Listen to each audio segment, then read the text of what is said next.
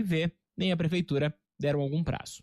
De Campinas, Lucas Neri. E aí quem fica com prejuízo são os clientes, né? Os compradores desses apartamentos, pelas questões técnicas aí, uma tem que construir as vias ali, né, da própria construtora, e a outra tem que liberar o Habits para poder fazer a entrega também dos apartamentos, né?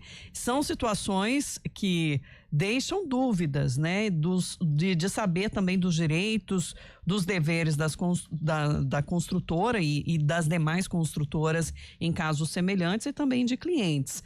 Por isso a gente conversa com o Kevin de Souza, que é advogado, especialista em direito imobiliário, também membro do Instituto Brasileiro de Direito Imobiliário. Seja bem-vindo, Kevin. Obrigado, Sandra. Bom dia a você, bom dia ao Felipe, todos os ouvintes da CBN. Bom dia.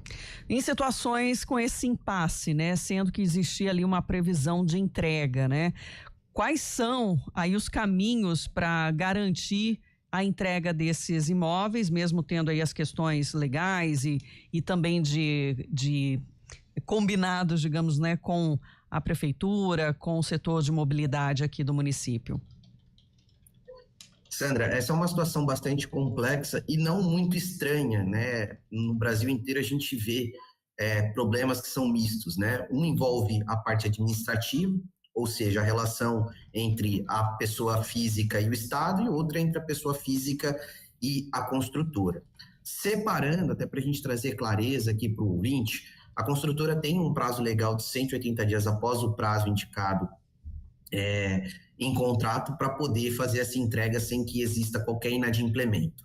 Após esse prazo, a gente precisa fatiar alguns problemas. O primeiro, né, a partir do momento que há o atraso, não há mais a possibilidade de cobrar essa multa, né, essa taxa de construção, a aplicação de uma multa, lucro cessante, aluguel mensal pelo atraso dessas pessoas, dessas famílias que estão desamparadas, e a gente sabe que as pessoas, às vezes, em especial em programas de habitação popular, elas acabam fazendo o sonho da casa própria como o maior sonho da sua vida, então há muita expectativa, as pessoas não têm capacidade de pagar duas coisas ao mesmo tempo, então tudo isso gera o dever de indenização, e isso eu acho que está muito claro para todos. Quando a gente incrementa, né, esse problema, porque veja, pelo que eu tive de conhecimento, a obra está pronta, porém ela está inviabilizada em razão de um anel viário que deveria ter sido feito. E aí nós entramos em uma outra questão, que é a corresponsabilidade do ente municipal.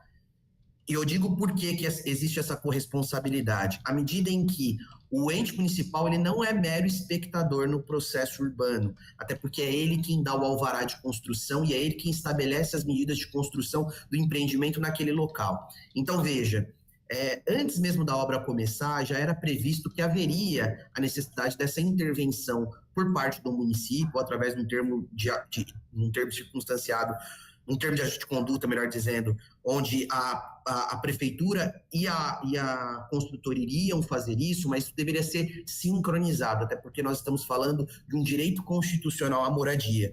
Então, à medida em que nós temos 488 famílias hoje não tendo a possibilidade de ter esse habite, nós estamos dentro de um problema que é uma responsabilidade também da prefeitura. E aí ela pode ser responsabilizada por 3 frentes. A primeira, por falha, né, na fiscalização, por ter aprovado esse projeto sem as contrapartidas ou sem a fiscalização dessas contrapartidas. Segundo, por abuso de poder, no caso do habite, porque há a possibilidade de fazer um habite parcial considerando a sensibilidade do caso, e aí obviamente a gente precisa ver as condições do imóvel, se ele já está em condição de habitação, e se estivesse, poderia ser possibilitado um habite parcial como um instrumento, né, de viabilizar esse problema. E o terceiro, por violar o direito constitucional à moradia, que eu já havia tratado antes. Então, o município, como eu já trouxe anteriormente na minha fala, ele é corresponsável, na minha análise, frente a esse problema, em razão de ser uma habitação que nós não estamos falando de 3 imóveis, né? Nós estamos falando de 488 famílias e numa expectativa de mais de 1.000 pessoas, né, residindo nesse imóvel. Então, é uma sensibilidade. Nós já tivemos um caso similar em São José dos Campos em 2019, e a prefeitura ela foi condenada solidariamente por condicionar a obra sem o habite-se, desculpa, por não ter esse critério de essencialidade e condicionar a obra ao habite-se. Aí automaticamente teve essa indenização lá no município de São José dos Campos, R$5.000 por família e a liberação imediata para que as pessoas pudessem fazer suas mudanças. Uhum. Pensando, né, nessa cronologia, nas necessidades viárias, talvez poderia ter sido a primeira coisa a ser feita antes do levantamento do empreendimento, né? Para assim garantir que tudo estivesse de acordo realmente, né? E viabilizar até a questão de prazos mesmo para entrega, porque fica essa situação, né? De muitas vezes ter que recorrer exatamente à justiça porque essa demora, né, continua e sem prazo específico para essas pessoas, né? Para esses compradores se organizarem. Até porque uma obra de um viaduto, um complexo viário é muito mais complexa do que uma obra de praça ou pavimentação da rua de acesso a um condomínio.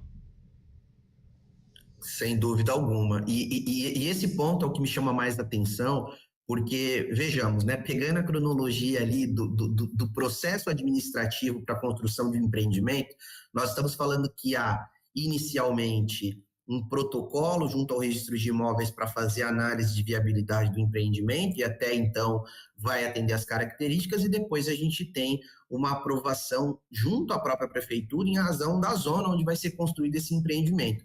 Nesse intervalo de tempo, por mais rápida que seja a obra, nós estamos falando aí de, no mínimo, 2 anos, tá? Assim, mínimo, entre o protocolo e a execução da obra. Então, nós temos tempo, né, para que o poder público e a iniciativa privada façam esse ajuste nas suas condutas para não lesar terceiros, porque agora nós temos 488 famílias que obrigatoriamente têm algumas saídas legais, e a primeira delas é uma ação civil pública, né, onde o Ministério Público tem a legitimidade, ou até mesmo esses moradores constituírem uma associação de moradores e exigirem uma tutela de urgência para a prefeitura fazer a liberação desse habite provisório, né? E aí, subsidiariamente, executar essa obra de uma forma progressiva, junto à MRV, e aí, no futuro, discutir-se danos morais coletivos. Uhum.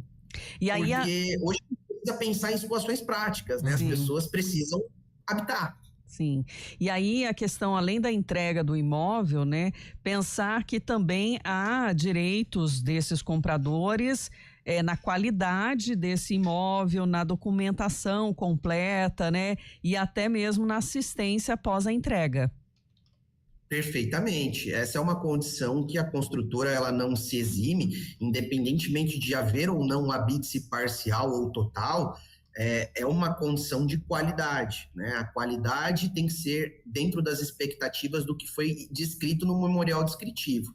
Então, os moradores, à época dos seus contratos de compra e venda, tinham ali um memorial descritivo do que haveria dentro dos seus imóveis, e dentro dessa perspectiva, obviamente, teria essa responsabilidade da construtora entregar aquilo que foi prometido.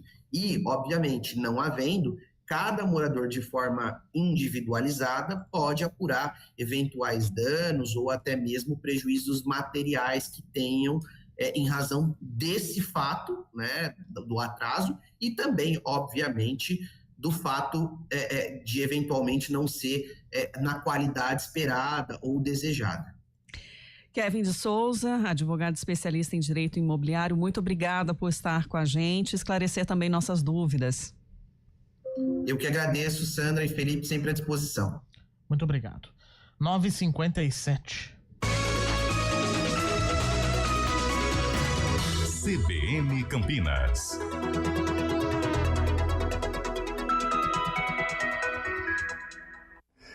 Olá, internautas.